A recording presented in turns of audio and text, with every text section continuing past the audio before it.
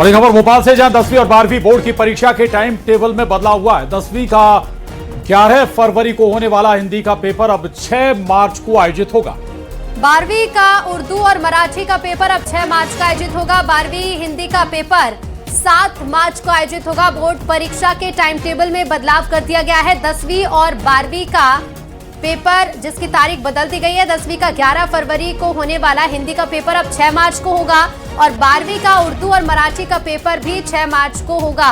12वीं में हिंदी का पेपर 7 मार्च को होगा। तो ये बड़ा बदलाव हुआ है। दरअसल 10वीं और 12वीं के कुछ जो पेपर्स हैं उनमें चेंजेस हुआ है, तारीख में बदलाव हुआ है।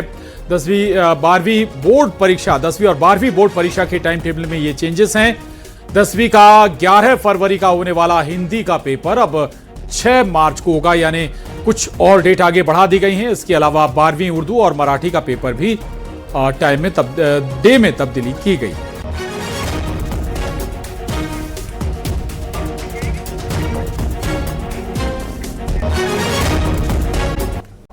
और अब बात महाराष्ट्र की। 15 जनवरी को होने वाले बीएमसी चुनाव के प्रचार के दौरान एमएनएस चीफ राज ठाकरे ने भड़काऊ बयान दिया।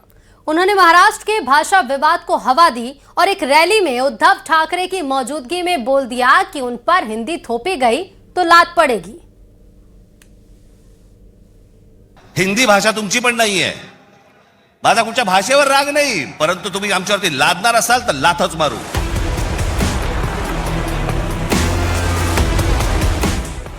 राज ठाकरे के इस बयान ने बीएमसी चुनाव में भाषा विवाद की भी एंट्री करवा दी।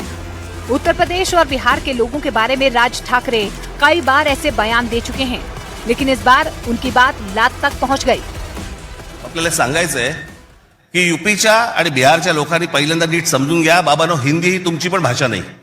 यूपीच्या लोकांची भोजपुरी भाषा आहे, बिहारच्या लोकांची मैथिली भाषा आहे, अवधी भाषा आहे।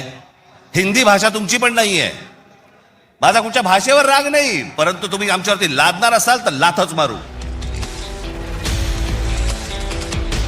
मुंबई के शिव तीर्थ मैदान की जिस रैली में राज ठाकरे ने बयान दिया, उसमें उनके भाई उद्धव ठाकरे भी मौजूद थे। बीएमसी चुनाव में उद्धव ठाकरे और राज ठाकरे ने हाथ मिलाया है, साथ में चुनाव प्रचार कर रहे हैं। इसी दौरान राज ठाकरे ने मराठी गैर मराठी का मुद्दा उठाया। मुंबई में रहने वाले उत्तर प्रदेश बिहार के लोगों को टारगेट किया। इसके बाद बवाल हो गया। विरोधियों ने उनके खिलाफ मोर्चा खोल दिया। एकजुट होकर राज ठाकरे को खरी खरी सुनाई। राज ठाकरे जी का बयान सिर्फ असंवैधानिक नहीं, बल्कि देश को तोड़ने वाली मानसिकता का खुला इजहार है। हिंदी बोलने वालों को लात मारने की धमकी देना महाराष्ट्र का अपमान है, भारत का अपमान है। यूपी बिहार के श्रमिकों की मेहनत से मुंबई खड़ी है, उन्हें बाहरी कहना कृतज्ञता है। भाषा कोई हथियार नहीं, सांस्कृतिक सेतु है। और जो लोग भाषा के नाम पर नफरत फैलाते हैं, उन्हें जनता लोकतंत्र की भाषा में करारा जवाब देगी। भाजपा इस तरह की गुंडागर्दी और विभाजनकारी राजनीति को कभी बर्दाश्त नहीं करेगी। देखिए, हिंदी बोलने पर लात मारने की बात करने वालों पर जब कानून का कोड़ा चलेगा तो होश ठिकाने आ जाएगा। ये लोग जो नफरत बांटने वाले लोग हैं, जो क्षेत्र के नाम पर, भाषा के नाम पर आतंक फैलाने वाले लोग हैं, ऐसे लोगों को मानसिक अस्पताल में भर्ती करना चाहिए। उनको पता होना चाहिए हिंदी मातृभाषा है, राजभाषा है। वैसे राज ठाकरे ने उत्तर प्रदेश बिहार के लोगों को पहली बार टारगेट नहीं किया है। उनकी पूरी सियासत ही इस पर खड़ी है। वो कई बार ऐसे बयान दे चुके हैं। पिछले साल महाराष्ट्र में चल रहे भाषा विवाद को हवा देते हुए उन्होंने कहा था कि अगर उत्तर भारतीयों को नौकरी के लिए महाराष्ट्र आना पड़े तो उनके राज्यों में मराठी पढ़ाई जानी चाहिए। उन्होंने कहा था महाराष्ट्र में मराठी के ऊपर हिंदी थोपी जा रही है, क्योंकि 3000 साल पुरानी भाषा पर 150 से 200 साल पुरानी भाषा थोपी जाए, ये उन्हें मंजूर नहीं है। यानी राज ठाकरे ने मुंबई की रैली में जो बयान दिया वो नया नहीं है। वो पहले भी मराठी और हिंदी भाषा के मुद्दे पर बयान देते रहे हैं, लेकिन इस बार उन्होंने उत्तर प्रदेश बिहार के लोगों को सीधा टारगेट किया, लात मारने की बात बोल दी, जिस पर उत्तर प्रदेश बिहार के नेताओं का खून खौल उठा है। ऑपरेशन सिंदूर पर कांग्रेस नेता मणिशंकर अय्यर ने नया बयान दिया है, जिसको लेकर बवाल शुरू हो गया है। मणिशंकर अय्यर ने केंद्र सरकार से ऑपरेशन सिंदूर को खत्म करने और पाकिस्तान से बातचीत शुरू करने की वकालत की। तो वहीं बीजेपी ने कांग्रेस पर यह कहते हुए पलटवार किया कि आईएनसी का मतलब है Islamabad national Congress.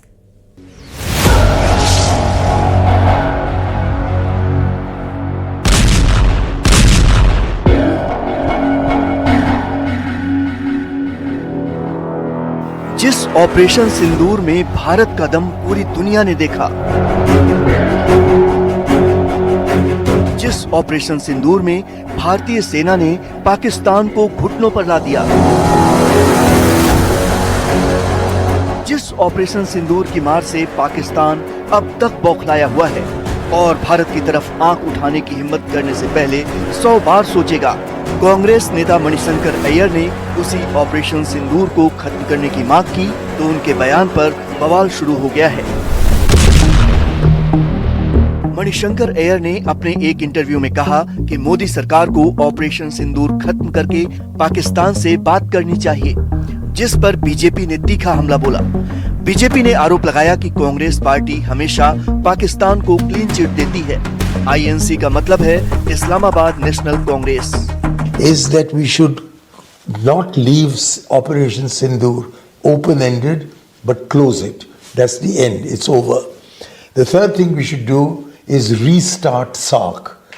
And the fourth thing we should do is undertake an uninterrupted and uninterruptible dialogue with Pakistan.